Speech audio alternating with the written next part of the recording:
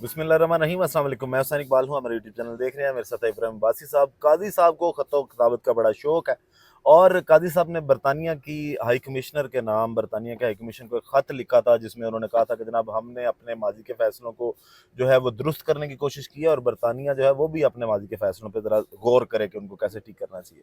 اب عباسی صاحب، خط کا جو جواب ہے وہ سعید بلوچ صاحب جو سپریم کورٹ کور کرتے ہیں، بڑے کریڈیبل جرنلسٹ ہیں، ان کی جانب سے آج یہ دعویٰ کیا گیا ہے، ان کی جانب سے یہ خبر دی گئی ہے کہ اس خط کا جواب آیا اور بڑا تگڑا جواب آیا، لیکن جو وزیر اعظم ہاؤس ہے وہ اس جواب کو دبا کے بیٹھا۔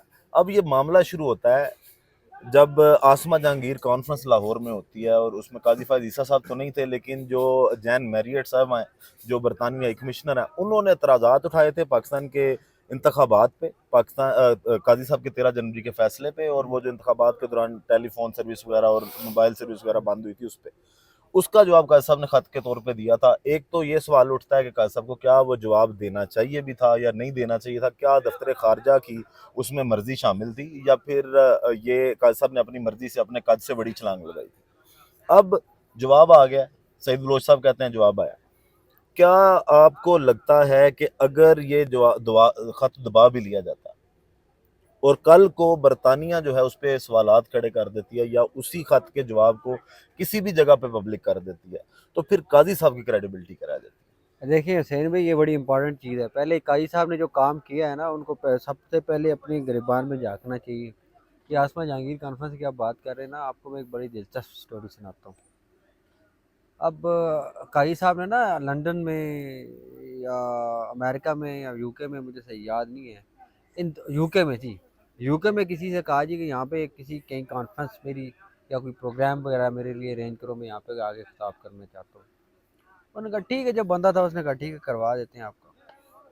تو دوسری جانب جو منیزہ جہاں، وہ کیا نام ہے، عاصمہ جہانگیر کی جو ہے۔ بیٹی ہے، منیز جہانگیر۔ ہاں، ان کی طرف سے ان کو کہا گیا قاضی صاحب کو جی کہ یہ کانفرنس ہو رہی ہے، ابھی کی یا پہلے کی جو بھی تھی، اب مجھے یہ نہیں پتا کون سی تھی، کوئی تھی کانفرنس، تو آپ وہاں پہ آ جائیں۔ انہوں نے کہا جی کہ ججز جو ہے نا وہ اپنے فیصلوں سے پہچانے جاتے ہیں، ججز اپنے فیصلے سے بولتے ہیں۔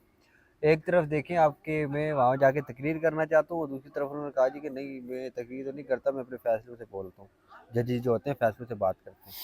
اب دوسری بڑی امپارٹنٹ چیز یہ تھی کہ یہ جو آپ نے دیکھا نا، یہ جو فیصلے لکھے گئے ہیں، اس جو خط لکھا گیا سارا 13 جنوری کے فیصلوں کا ڈیفینڈ وہ خود اپنے پورے اپنے انسٹیٹیوشن کے اندر بھی وہ نہیں کر نہیں سکتے، کرتے، چڑ چڑتی ہے قاضی چڑ صاحب چڑ کو، بار چڑھتی بار ہے، وہ کہتے ہیں ذکر ہی نہ کریں اس چیز کا۔ ذکر نہ کریں۔ اب کیونکہ جو ڈیموکریٹک کنٹریز ہے نا، وہ سارے اس چیز کو وہ لنک کرتے ہیں، سارے اس چیز کو نوٹ کرتے ہیں، سارے اس چیز کو دیکھتے ہیں، جو جہاں سے وہ جا کے جو والا معاملہ جو ہے الیکٹورل پروسیس کے ساتھ لنک کرتا ہو۔ صحیح۔ اب وہ ڈیموکریٹک کنٹریز جو ہیں، اب یو کے ایک ڈیموکریٹک کنٹری ہے، اس کے اندر جمہوریت کی بڑی لاج ہے، وہ رکھتے ہیں، وہ پرانی جمہوریت ہے، اس کو پتہ ہے کہ کیسے جمہوری ملک کیسے چلتے ہیں، جمہوری ملک جمہوریت کیسے چلائی جاتی ہے۔ اب ان کو پتہ ہے، ان کی ہسٹری میں کبھی ایسا نہیں ہوگا کہ کسی انتخابی نشان کسی جماعت سے چھین دیا اور سپریم کورٹ نے وہ فیصلہ دیا ہو۔ یہ ٹرمپ کی مثال لے لیں کہ ان کو الیکشن کمپین کرنے کی بھی اجازت دے دی، ان بالکل کا آپ نے ابھی الیکشن لڑنا ہے، اب اپنی کمپین کریں، یہ معاملات بعد میں دیکھے جائیں بالکل، یہ بعد میں عوامی جو لیڈر ہوتا ہے نا، آپ اس کو کچھ بھی نہیں کر سکتے۔ گے۔ صحیح۔ باہر کی دنیا کی جو جمہوریتیں ہیں ان کے اندر یہی ہوتا ہے، لیکن پاکستان کے اندر الگ معاملہ ہے۔ اب قاضی فائز صاحب کا جس کا فیصلہ جس کو پتہ چلا نا، کہ سمجھ آئی کہ یار یہ تو انٹرنیشنلی پاکستان کے اندر بیٹھ کر لوگ میرے فیصلے کے اوپر اس طرح کی باتیں کریں، یہ تو میں نہیں برداشت کروں گا۔ پھر انہوں نے، آپ جس طرح بات کر رہے ہیں نا کہ انہوں نے فارن آفس سے بات کی، انہوں نے کیوں کی فارن آفس سے بات؟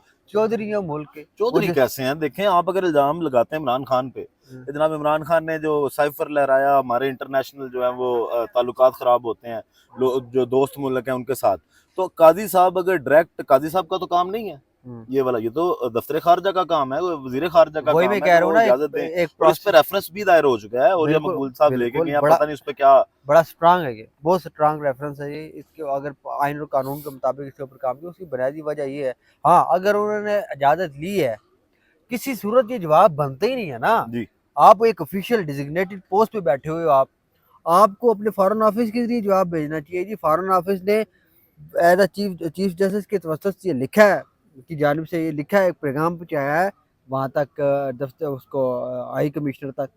پھر تو بات سمجھ آتی ہے, پروسیس ہوتا, آپ کی عزت ہوتی, لوگ سمجھتے کہ ایک پراپر پروسیس کے تحت آپ نے جواب دیا ہے, جو جواب صحیح ہے غلط ہے ڈیفینڈ کر سکیں آپ نہیں ڈیفینڈ کر سکتے, وہ ایک الگ میٹر ہے. لیکن ایک پروسیس کے تحت آپ کرتے, یا پھر آپ پریس ریلیز جاری کر دیتے, وہ تو عام پبلک کے لیے ہو جاتی, سب کے لیے وہ ہو جاتی. لیکن انہوں نے باقاعدہ خط لکھ کے ایک قسم کا وہ پتھر اٹھا کے مارے انہوں نے, اور پتھر ماریں گے تو واپس تو آئے گا. واپس تو آئے گا. اب یہ سارا معاملہ اگر آپ دیکھیں نا, چیف جسٹس صاحب نے نا میرے خیال میں نا اپنے آپ کو چودراہٹ جس کو آپ کہتے ہو نا, وہ دکھانے کی کوشش کرتے کرتے اپنے پاؤں پہ کلاڑی مار دی ہے. اور دوسری چیز یہ ہے کہ مطلب تہاڈا کہنا ہے کہ چودھریاں دے نال رہ کے اپنے آپ کو چودھری سمجھنے لگ چودھری سمجھ لگ گئے. صحیح. لیکن اب دوسری چیز آپ کے مزے کی ایک میں یہ بتاؤں کہ جو خط جس سعید بلوچ صاحب جس خط کا بات کر رہے ہیں نا, خط کے اندر وہ یہ چیز نہیں ہوگی کہ قائد صاحب نے یہ کہہ دیا وہ کہہ دیا. انہوں نے جا کے آئینی اور قانونی طریقے سے شاید پاکستان کو رگڑا ہو وہاں پہ, اس فیصلے کو انہوں نے آئینی اور قانونی طریقے سے, یا بلکہ اگر پاکستان کے آئین اور قانون کی اگر آپ بات نہیں کریں نا, ہیومن رائٹس کا ٹچ ضرور دیا ہوگا انہوں نے ڈیموکریٹک طریقے سے اس چیز کو ٹیکل کیا ہوگا کہ اس خط کا جواب یہ ہے, ہم نے اس طریقے سے اس کو دینا ہے. قائد صاحب کے فیصلے کے اندر یہ وائلیشن ہوئی ہے, اور یہ اس طریقے سے ہم نے آپ کو اس خط کے اندر جواب دیا. یہ سارا ایک پروسیس ہوگا اس خط کے اندر. اب اس سختی ہوگی وہاں پہ, شاید انہوں نے گورنمنٹ کو بھی رگڑا دیا ہو, بھائی کیا اٹھا کے آپ نے بیٹھ دیا, آپ کو تو طریقہ جواب دینے کا طریقہ نہیں ہے. آپ کی اپنے چیف سپریم کورٹ کے اندر یا فارن آفس کا اتنا بھی نہیں ہے کہ بھائی اس کو کوئی پوچھے ہی نا اپنے ملک کے اندر کہ بھائی ہم نے کسی فارن کنٹری کو جواب دینا تو اٹھ کے خود ڈائریکٹ دے دیں, فارن آفس کو پوچھے ہی نا. وہ بہت ساری ٹیکنیکل چیزیں آپ کے فارن آفس کے اوپر اس سوال جو اس جواب کے اندر انگلی اٹھائی جا سکتی ہے, آپ کے وزیر اعظم اس کے اوپر انگلی اٹھائی جا سکتی ہے, آپ کی پوری اسٹیٹ کے اوپر انگلی پورے نظام کے اوپر ہوں گے. پورے نظام کے اوپر انگلی اٹھائی جا سکتی ہے. اور جو آپ کا کنڈکٹ ہے چیف جسٹس آف پاکستان کا, اس کے اوپر انگلی اٹھائی جا سکتی ہے. اور سپریم کورٹ بحیثیت ادارہ کیسے کام کر رہا ہے اس کے اوپر انگلی اٹھائی جا سکتی ہے, اٹھائے گی ہوگی. یا پھر الیکشن کمیشن کا جو پورا سسٹم تھا, پورے طریقے سے جس طرح انہوں نے الیکشن کروائے اس کے اوپر کروائی جا سکتی ہے. یا دیگر جو ادارے انفلوئنس کرتے ہیں مختلف اداروں کو اپنی مرضی کے فیصلے کرنے کے لیے, اپنی مرضی سے کام کرنے کے لیے, ان کے اوپر انگلی اٹھائی گئی ہوگی. یہ ساری چیزیں اس خط کے اندر یقیناً کور ہوئی ہوگی, جس وجہ سے اس کو چھپایا دیکھیں گیا. ابراہیم, پلے تو قائد صاحب کے کچھ رہ ہی نہیں گیا نا پہلے بھی. مطلب عمران خان صاحب مطلب ایک مقبول ترین پارٹی کا جو چیئرمین ہے, جو بانی ہے پارٹی کا, وہ عدم اعتماد کر چکا ہے. مطلب 3 کروڑ لوگوں کا جنہوں نے عمران خان پہ اعتماد کیا اور ووٹ ڈالے, ان کا بھی عدم اعتماد ہو گیا. پھر ان کے اپنے جو ساتھی ججز ہیں ان کی بھی وہ جو ہے وہ اکثریت کھو چکے ہیں سپریم کورٹ میں, جو تاثر ہے جس کی وجہ سے وہ جو نئی وہ ڈاگ جس کی فیلڈنگ سیٹ کی جا رہی ہے وہ والے معاملات ہو رہے ہیں. پھر اگر یہاں سے بھی آ جاتے ہیں معاملات, پھر اس کے بعد ایک اور جو خبر ہے ذرائع کے مطابق ابھی بڑی انیشیل سٹیج پہ ہے, وہ یہی ہے کہ جناب زلفی بخاری صاحب کی اس میں کوئی بڑی محنت ہے. اور برطانیہ کے ہاؤس آف لارڈ میں جو ڈسکشن ہونے جا رہی ہے, جس کا ٹاپک یہ ہوگا ڈیموکریسی ان کرائسس, اور اس پہ پاکستان کے حوالے سے اگر کوئی اعلامیہ پھر انتخابات کے حوالے سے آ جاتا ہے. اس سے پہلے امریکہ کی قرارداد آ چکی ہے ایوان کی, پھر جو یو این او ہے وہ بھی یہ کہہ چکا ہے کہ جناب جو عمران خان صاحب ہیں ان کے ساتھ زیادتی کی جا رہی ہے, اور ان کو بلا وجہ جیل میں جو رکھا گیا کوئی آئینی قانونی جواز نہیں ہے. پھر اگر وہاں سے بھی کوئی اعلامیہ آ جاتا ہے, یہ خط بھی کہیں سے اوپن ہو جاتا ہے, کیا رہ جاتا ہے طاقتوروں کے اور جو ان کے آگے مورے ہیں ان کے ہاتھ میں؟ کچھ بھی نہیں رہ جاتا. دیکھیں یہ بہت امپورٹنٹ بات آپ نے کی ہے. سب سے پہلے یہ سمجھنے کی ضرورت ہوتی ہے. دیکھیں یورپی یونین کے جو مبصر گروپ تھے نا, جو گروپ جو آتا ہے مانیٹر کرتا ہے, جی جی آبزرو کرتا ہے, آبزرور گروپ جو ہوتا ہے وہ دیکھتا ہے کہ کس طریقے سے الیکشنز ہوئے ہیں, اس سارے معاملے میں جو ان کی رپورٹ تھی وہ بھی پبلک نہیں کی گئی, کیونکہ وہ ان کے ایس او پی ہوتی ہے کہ وہ گورنمنٹ کو دیتے ہیں. خبر بھی چلی تھی پچھلے عرصے میں جب وہ کسی عام شہری کی جانب سے کہا گیا کہ ہمیں رپورٹ جو ہے وہ آپ دیں پاکستان کے الیکشن کے اوپر, جو آپ کی آبزرویشن رپورٹ ہے اس کو ہم دیکھنا چاہتے ہیں. پھر انہوں نے رپلائی کیا کہ یہ ہمارا ہم نہیں دے سکتے, کیونکہ ہمارے جو ایس او پی طے ہوئی ہے گورنمنٹ آف پاکستان کے تحت, ان کی مرضی کے بغیر ہم نہیں دیں گے, یا انہیں کو ہم دیں گے. دوسری چیز یہ تھی کہ یہ ہمارے تعلقات خراب ہو جائیں گے. اب یہ چیز دیکھیں آپ کہ انہوں نے کس طریقے سے مینیج کیا اس چیز کو. انہوں نے ایس او پی بنائی, اس کو پورا اس کے اوپر اترے. انہوں نے پاکستان کو اگر بدنام کرنا ہوتا وہ رپورٹ پبلک کرتے, بالکل. انہوں نے نہیں کیا. انہوں نے ایس او پی کی لاج رکھی, اور سارا معاملہ انہوں نے اپنے معاہدے کے تحت اس کو دیکھا. یہ تو یورپی یونین والا معاملہ آ گیا. کانگریس نے یا امریکہ نے اس کے اوپر کہہ دیا کہ بھائی کہ آپ کے الیکشن ٹھیک نہیں ہوئے, آپ کے اداروں میں تحفظات ہیں, ان پہ تحفظات ہیں, تحقیقات کروائی جائیں. تحقیقات کروائی جائیں. دوسری چیز بڑی اہم تھی وہ یہ کہ جس کے آپ کا ہاؤس آف لارڈ کی بات کر رہے ہیں, دیکھیں ڈیموکریسی ان ڈینجر, کیا ان کرائسس, ان کرائسس. پاکستان کے اندر آپ اگر بھی پاکستان کی ڈیموکریسی کو اگر آپ دیکھیں نا تو یہ ہائبرڈ ڈیموکریسی ہاں رہی جی ہے، ٹھیک ہے. پاکستان کے اندر ہمیشہ کرائسس میں رہی ہے ڈیموکریسی. اب جہاں پہ جس کو وہاں پہ بات ہوگی نا ٹاپک، وہاں پہ صرف یہ نہیں چلے گا کہ پاکستان کے اندر ڈیموکریسی کرائسس میں ہے، جی وہاں پہ یہ پیچھے جائیں گے. جب پاکستان بنا ڈیموکریسی کا سوچ کس شخص کی تھی، کس بنیاد کے اوپر پاکستان کو ڈیموکریٹک اسٹیٹ بنایا گیا، اس سوچ تک بات جائے گی. پھر وہ بتائیں گے جی ڈیموکریسی فلاں دور میں اس میں کیا ہوا، فلاں کے ٹینیور میں ڈیموکریسی کیسی تھی، فلاں کے ٹینیور میں ڈیموکریسی کیسی تھی. زیادہ فوکس ان کو ہوگا موجودہ دور میں. شاید اس میں عمران خان کے ایرا کو بھی وہ ٹچ کریں. پھر اس میں بتائیں گے کہ کس وجوہات بتائیں گے کہ اس وجہ سے کس وجہ سے یہ ہیں. ڈسکشن بنیادی طور پہ یہ ہوگی کس وجہ سے پاکستان کی ڈیموکریسی کرائسس میں ہے. دیگر کنٹریز کے اوپر بھی اس کے حوالے سے بات ہوگی، لیکن پاکستان اگر زلفی بخاری کی جس طرح بات کریں کہ وہ مین اس کا محنت ان کی ہے. مین ان کا فوکس ہے، تو پھر یقیناً پاکستان اس کا مین ٹارگٹ بھی ہوگا، مین اور فوکس پاکستان بھی. سے زیادہ پرفیکٹ ایگزامپل کیا ہو سکتی ہے؟ بالکل ابھی بھی دیکھیں جب سے مخصوص نشستوں کا فیصلہ آیا اس کے بعد سے جس طرح چھاپے پڑ رہے ہیں جمشید دستی صاحب کے گھر پہ، جس طرح پاکستان تحریک انصاف کے MNAs کو اٹھایا جا رہا ہے، اور شہریار افریدی صاحب نے بھی یہ بات کی کہ جناب پولیس جو ہے وہ میرے گھر کے بھی باہر جو ہے وہ رات کو پھرتی ہوئی دو ہے. تین بجے آئی تھی. تو یہ پرفیکٹ ایگزامپل ہے. اس ٹاپک پہ اگر وہ کریں تو پھر پاکستان سے بہتر کچھ نہیں ہے. دیکھیں دوسری چیز یہ ہے کہ وہاں پہ زلفی بخاری ان کو ڈیٹا بھی دیں گے، دیں گے. وہ پھر چیزیں پبلک ہوں گی، پوری دنیا بیٹھ کے دیکھے گی اچھا، کہ اور آپ یہ ایسے کس بے شرم ہے ابراہیم کہ اگر اس طرح کی چیز، اس طرح کی آواز اگر جا کے اٹھائی جائے باہر کی دنیا میں تو یہ کہتے ہیں یہ پاکستان کو بدنام کر رہے ہیں. مطلب آپ کی جو حرکتیں ہیں وہ ٹھیک ہیں، آپ کو اگر کوئی آپ کی غلطی کو کوئی پوائنٹ آؤٹ کرے تو آپ کہیں گے جناب نہیں، آپ بدنام کر رہے ہیں. بدنام نہیں کر رہے. جس وقت آپ کسی ان کی غلطی کو پوائنٹ آؤٹ کرتے ہیں آپ غدار ہوتے ہیں. صحیح، آپ غلط نہیں ہوتے، غدار ہوتا ہے. غدار ہوتے ہو. آپ مخصوص لوگوں کی غلطی جو ہے نا وہ اس کو پوائنٹ آؤٹ نہیں کر سکتے. آپ ان کے ساتھ لاجیکل گفتگو نہیں کر سکتے. آپ ان کو لاجک کے ساتھ جو ہے وہ یہ سمجھانے کی کوشش ہی نہیں کر سکتے کہ آپ نے یہ چیز ایسے نہیں ایسے ہو سکتی. کیونکہ جو جہاں پہ آپ کو وہ لوگ مخصوص جو لوگ ہیں ان کو آپ لاجک کے ساتھ سمجھاؤ گے آپ غدار بن جاؤ گے. جس وقت آپ غدار بنو گے پھر آپ ملک میں نہیں رہ سکو گے. جب آپ ملک میں نہیں رہ سکو گے یا باہر جاؤ گے، باہر آپ کو جانے نہیں دیں گے. جب آپ جا نہیں سکو گے آپ کو مار دیں گے. سمپل، اچھا، ایسے ہی ہوتا ہے.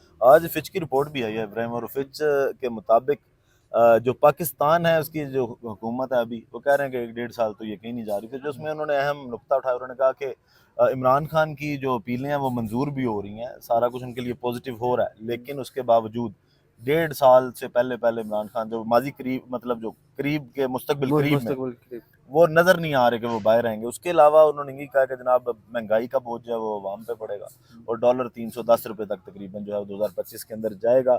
پھر انہوں نے ایک اور اہم بات کی کہ جو انتخابات ہیں پاکستان میں وہ دوبارہ ابھی نہیں ممکن.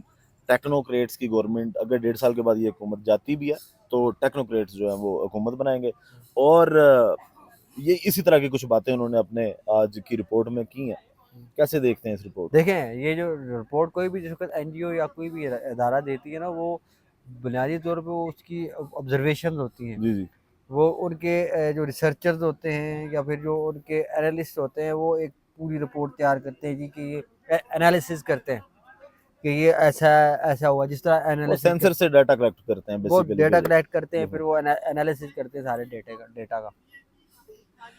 خان صاحب 1.5 سال جس وقت انہوں نے جس طرح انہوں نے کہا ہے نا انہوں نے انالیسس کیا ہے کہ جی جی، جو جو ہو رہا ہے. جو ہو رہا ہے. اور دوسری چیز ہے تقرریاں بڑی ہیں میں اس میں. جی جی، جو کہ طاقتور لوگ جائیں گے رہیں گے وہ الگ معاملہ ہے، لیکن جس وقت ان کی تقرری اور تبادلے ہو جائیں گے نا پھر حالات چینج بھی ہونا شروع ہو جاتے ہیں. قائد صاحب نے جانا ہے 2025 نے، بڑے بھائی صاحب نے جانا ہے، اس سے چھوٹے بھائی صاحب نے بھی جانا ہے 1.5 سال کے اندر. تو وہ سارے آٹومیٹکلی معاملہ چینج ہو جائے گا. یہ بنیادی طور پہ پاکستان کے اندر جس وقت بھی آپ نے کوئی پولیٹیکل انالیسس کرنا ہوتا ہے اور یہ 3-4 جو بڑے عہدے ہوتے ہیں ان کو دیکھنا بہت ضروری ہوتا ہے کہ ان کا اسٹیٹ آف مائنڈ کیا ہے. وہ اپنے اسٹیٹ آف مائنڈ وہ کیا چاہ رہے ہیں. وہ کیا چاہ رہے ہیں. اسی طریقے سے پاکستان کی پولیٹکس کے اندر تبدیلی آتی. جی جی، بھلے کسی عقل مند آدمی نے کہا تھا کہ اگر آپ نے پاکستان کی پولیٹکس کے اندر بڑی چینج دیکھنی ہو نا اس سے پہلے آپ کشمیر کی سیاست کو دیکھیں. صحیح. کیونکہ وہاں پہ کوئی بھی ان کا جو چھوٹا پلان ہوتا ہے نا وہاں پہ ایگزیکیوٹ ہوتا ہے. اس کے رزلٹ کو دیکھنے کے بعد اس کو انالیسس کرنے کے بعد سارا معاملہ پاکستان کے اندر نیشنل لیول پر اس کو ایگزیکیوٹ کرتے ہیں. تو یہ پتہ کی میں نے آپ کو آج بات بتائی ہے. دوسری چیز ایک چھوٹی سی بات میں بتا دوں. اب رپورٹ کے بعد سارا جو معاملہ آئے گا اس رپورٹ میں اگر آپ دیکھیں جو کہا ہے جی کہ 1.5 سال وہ خان صاحب رہیں گے. اکانومی واقعی پاکستان دیکھیں اب कोई भी ऐसी पॉजिटिव, चाइना क्यों गए थे? अब जो मैं आपको एक बड़ी ज़बरदस्त बात बताता हूँ, आप बड़ी एंजॉय करेंगे इस बात को। वज़ीर-ए-आज़म शहबाज शरीफ साहब अब चाइना या किसी भी मुल्क जाते हैं, उनका एक काम दूसरे नंबर पे ये चीज़ होती है कि पाकिस्तान के अंदर इन्वेस्टमेंट लेके आने की। पहला उनका काम होता है बेहतरीन किस्म की वीडियो बनाएंगे ताकि वो खान साहब को कम्पीट कर सकें। सही। खान साहब का जो ग्लैमर है उसको उसको टक्कर देने की कोशिश करते हैं कि भाईजान मैं भी हैंडसम हूँ। साथ में जो हमारे बड़े भाई साहब हैं वो भी निकलते हैं छोटा लेके, जी मैं भी बड़ा लग रहा हूँ, हैंडसम हूँ। लेकिन वो देखें कुदरती खूबसूरती, ये कुदरती ग्लैमर जिस शख्स को अल्लाह ताला ने दे दिया उसके साथ आप कम्पीट नहीं कर सकते।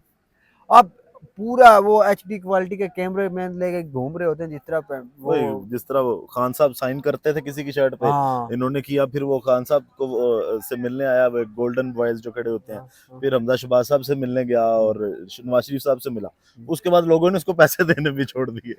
यही हुआ है। ये आप इन्फ्लुएंस देखें ना, हाँ आप जी, ये इस तरह करके दिखाएं, नहीं हो सकता उसने खुद। माफी मांगी बकायदा आके, उसने कहा मुझे बुलाया गया था, मैं खुद तो नहीं गया। बिल्कुल। दूसरी चीज़ ये कि ये अल्लाह ताला ने जिस शख्स को ये चीज़ें से नवाजा होता है ना, वो कुदरती होती हैं बहुत सारी चीज़ें, हर चीज़। अब मैं कोशिश करूँ जी मैं ये फलां बंदा बन जाऊँ, फलां बंदा बन जाऊँ, मैं नहीं बन सकता। जो मैं हूँ, मैं हूँ। मुझे अपने ऊपर ही रह के जो करना है, अपनी हैसियत के मुताबिक ही करना है, मैं करूँगा। अब ये वीडियो बनाने के लिए जिस वक्त आप दूसरे मुल्क जाएंगे तो पाकिस्तान की इकानमी का यही हाल होगा। आगे से कोई जो आपको वो कह दें वीडियो बन गई और तुम जाओ, पैसे ही ना दें तो वीडियो बना के भेज दें, तो फिर मुल्क का ही हाल होना।